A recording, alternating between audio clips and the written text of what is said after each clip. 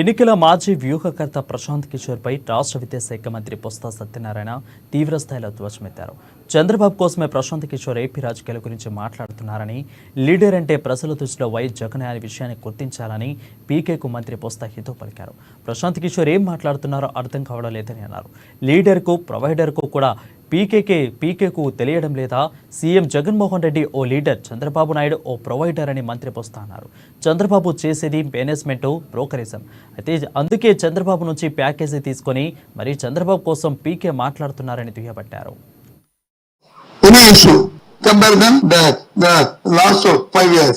చూసుకోమండి.